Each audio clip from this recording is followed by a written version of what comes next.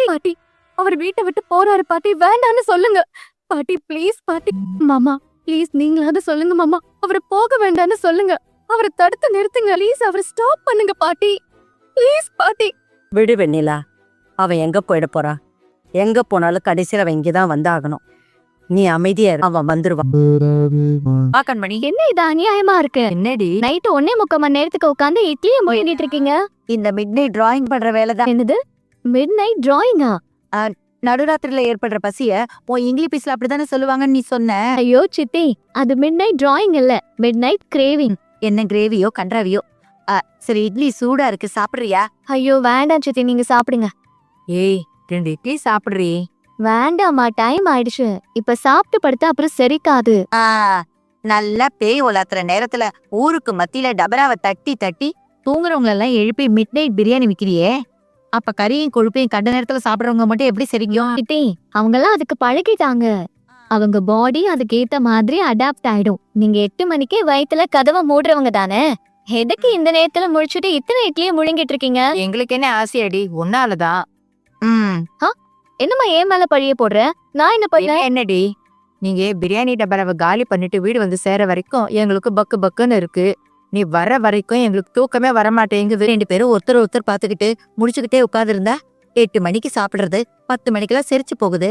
அதுக்கப்புறம் கபகபன் பசிக்குது இல்ல, அதான் நாங்களும் இந்த மிட் நைட் டிராயிங்க்கு அடிமையாயிட்டோம். ஏய் சிரிக்காதடி, நீயும் 2 இட்லி சாப்பிடு. அதான் எனக்கு வேண்டான்னு சொன்னல சித்தி. ஒழுங்கா சாப்பிடு, உன்னை பாக்க வச்சுட்டு சாப்பிட்டா எங்களுக்கு தான் வயிறு வலிக்கும். அதெல்லாம் சும்மா இருங்க. நான் ரொம்ப நாளைக்கு அப்புறம் புதினா சட்னி செஞ்சிருக்கேன், சாப்பிட்டுட்டு எப்படி இருக்குன்னு சொல்லு. நானும் தக்காளி சட்னி அரைச்சிருக்கேன், அதை டேஸ்ட் பண்ணிட்டு 2த்துல எது சூப்பர்னு சொல்லு. அக்காவும் தங்கச்சியும் போட்டி போட்டு அரைச்சிருக்கீங்க, கடைசியில உங்க சமையல் போட்டிக்கு நான் தான் ஜட்ஜா? முதல்ல சாப்பிட்டு பாரு. தீர்ப்ப சொல்லலன்னா விட மாட்டீங்க போல இருக்கே. சரி இருங்க, கை கழுவிட்டு வை. அதுக்கு எதுக்கு போற? இந்த கை எதுக்கு இருக்கு? எப்படி இருக்கு? இத்தனை நாளா ஏமா நீ இதை செய்யவே இல்ல? வேற லெவல்ல இருக்கே புதினா சட்னி. அப்போ ஏன் தக்காளி சட்னி எப்படி இருக்கு? சித்தி, இட்லிக்கு சாம்பார் தேங்காய் சட்னி தான் பெஸ்ட் காம்பினேஷன் சொல்லுவாங்க, ஆனா இதெல்லாம் தூக்கி சாப்பிட்டுருச்சு, செம்மையா இருக்கு சித்தி. அப்போ என் புதினா சட்னி டேஸ்டா இல்லையா?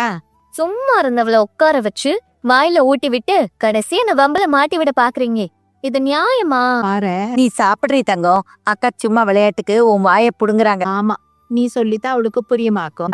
இரு என்கிட்ட ஒரு வாய். ஐயோ, நீங்க இன்னும் வேலையை முடிக்கலையா?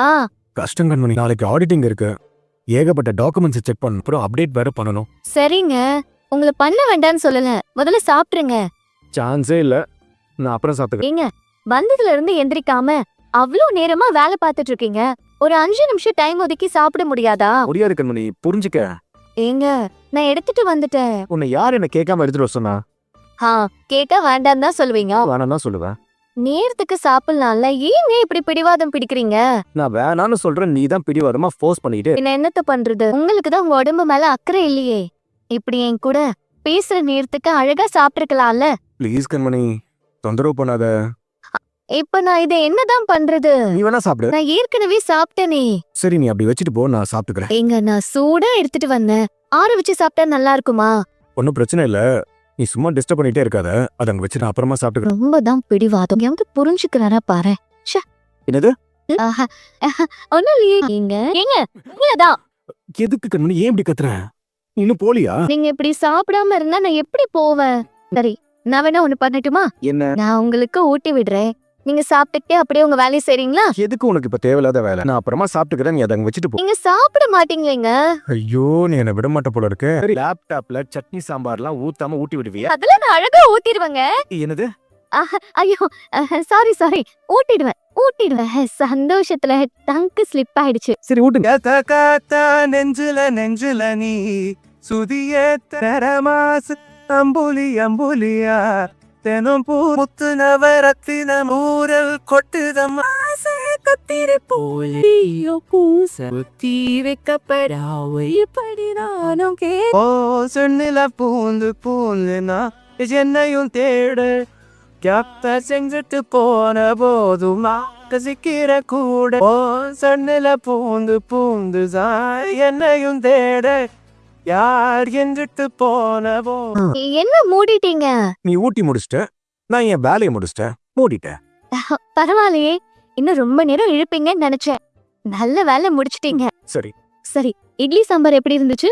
இட்லி உன்ன மாதிரி பூவாட்டம் இருந்த சாம்பார் உன்ன மாதிரி மனமா வாசனையா இருந்துச்சு. என்னென்ன கதை கட்டுறீங்க பாருங்க. நிஜமாதான் கண்மணி. அதுவும் கையால சாப்பிட்டேன்ல, சான்ஸே இல்ல. சும்மா வேற லெவல்ல இருந்து. இருக்கும். அப்புறம் உனக்கு இன்னொரு விஷயம் தெரியுமா?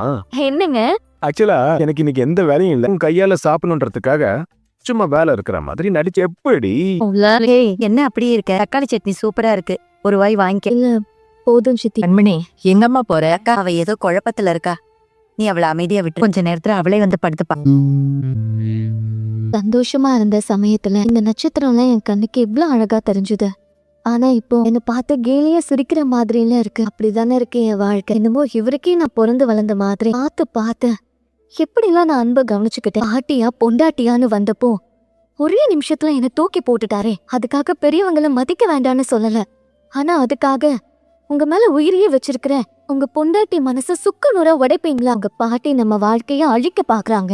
என்கிட்ட ஒரு மாதிரியும் உங்ககிட்ட ஒரு மாதிரியும் ரெட்ட வேஷம் போடுறாங்கன்னு எவ்வளவோ தடவை உங்களுக்கு நான் புரிய வைக்க முயற்சி பண்ண. அதெல்லாம் என்னைக்காவது ஒரு நாளாவது காது கொடுத்து கேட்டீங்களா? இவ்வளவுதானே அன்பு நீங்க உலகத்திலேயே யாருக்கும் கிடைக்காத அற்புதமான புருஷன்னு நினைச்ச. ஆனா நீங்களும் ஒரு சராசரி ஆம்பளை தாங்கிறத நிரூபிச்சிட்டீங்க. என்ன புரிஞ்சுக்காத, என்னையும் என் குடும்பத்தையும் கொஞ்சம் கூட மதிக்காத குடும்பத்தோட கஷ்டப்பட்டு வாழணும்னு அவசியம் எனக்கு கிடையாது. நான் எடுத்த இந்த முடிவு தான் எனக்கும் சரி, என் குடும்பத்துக்கும் சரி, என் குடும்பத்தோட கௌரவத்துக்கும் சரி. என்ன கூறி நான் வைத்தேன் கண்ணு, என்ன நினைத்து வளர்த்தேன் உன்னை, கண்ட கனவும் வீணாய் போகும். என்ன பிழை நான் செய்தேன் கண்ணு, என்னை பிழிந்தே எடுத்தேன் உன்னை, கண்ட கனவும் வீழ போகும். தங்க வளையல் தாம்பாய் மாறுமா, தொட்டு குழந்தை தூக்கில் ஆடுமோ. ரொம்ப கஷ்டமா இருக்குல்ல உங்களுக்கே? அப்படின்னா எனக்கு எப்படி இருக்கும் சொல்லுங்க. ஆனா எங்க இருந்துதான் அவருக்கு இவ்ளோ கோவம் வருதுன்னே தெரியல. நீங்க அவ்வளவு சொல்லியும் கேட்காம, நான் அவ்வளவு தடுத்தும் கேட்காம கடைசியில நம்ம இப்படி தவிக்க விட்டுட்டு போயிட்டாரே அத்தை. உனக்கு எல்லாம் மனசாட்சியே இல்லையா? என் புள்ளைய வீட்டை விட்டு துரத்திட்டு என்கிட்டயே நாடகம் ஆடுறியா? ஐயோ அத்தை, என்ன நீங்க பழைய தூக்கி என் மேல போடுறீங்க? அத்தையா? யாருடி உனக்கு அத்தை? என்ன கொழுப்பா? இன்னொரு வாட்டி அப்படி கூப்பிட்ட பல்ல உடைச்சிருவேன். சரி, அத்தை இல்ல ஆண்டி, இதுக்கே இவ்ளோ டென்ஷன் ஆகுறீங்க? ரெண்டாவது தடவையா என் பையனை இந்த வீட்டை விட்டு அனுப்பிட்டல்ல நீ. ரெண்டாவது தடவையா உங்க ஆசை மருமக உங்க மகனையோ இந்த குடும்பத்தையோ அவமானப்படுத்திட்டு போயிட்டாளே, அத பத்தி பேசவே மாட்டேங்கிறீங்க. ஏய், அவளை பத்திலாம் நீ பேசாத. உனக்கு அந்த அருகதை கொஞ்சம் கூட இல்ல. அது சரி, ஆனா உங்க குடும்பத்தோட மானத்தையும் பாட்டியோட கௌரவத்தையும் இன்னைக்கு நேத்து கொடுத்தவ அவன் இல்ல, நான் தான். அந்த நன்றி உணர்ச்சியும் மரியாதையும் கொஞ்சம் கூட இல்லாம பேசுறீங்களே.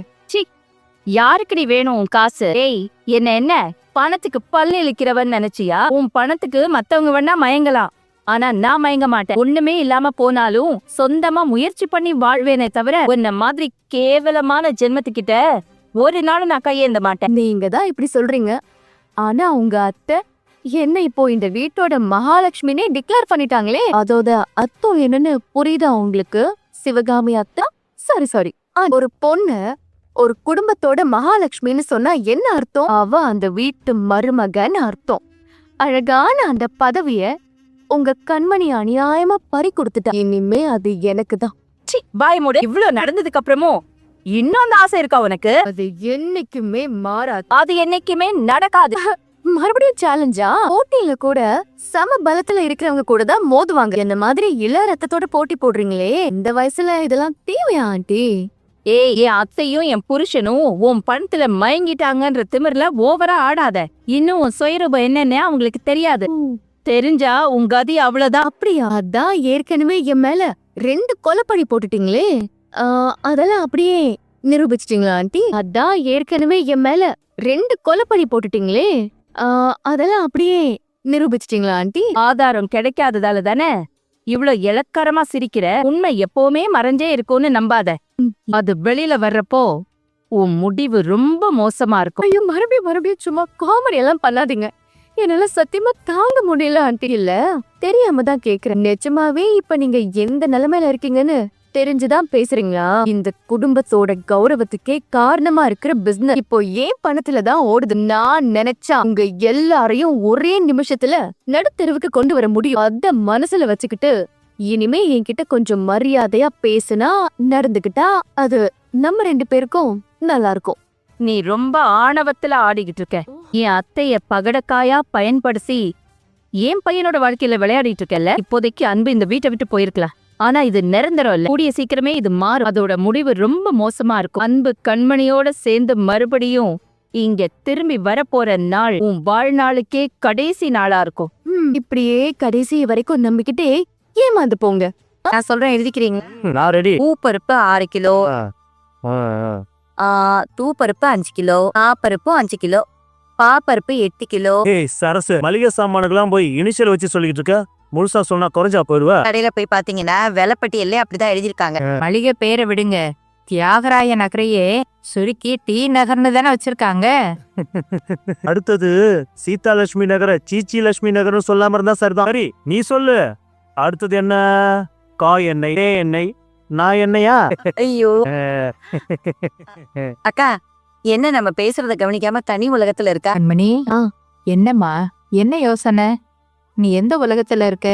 அது ஒண்ணும் இல்ல, ஜீவாவை பத்தி நினைச்சேன். பழைய ஞாபகம்லாம் வந்துருச்சு. ஜீவாவா? எந்த ஜீவாடி? என்னம்மா ஜீவாவையே மறந்துட்டியா நீ? அது தெரிஞ்சு அவன் பயங்கரமா கோச்சுக்க போறான்.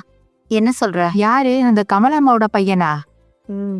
ஏமா, உங்க சின்ன வயசுல உன் கூடவே சுத்திக்கிட்டு சொப்பு சாமான்ல சமையல் செஞ்சுக்கிட்டு இருப்பானே அவனா? இப்ப எதுக்குடி அவன் நினைப்பு உனக்கு?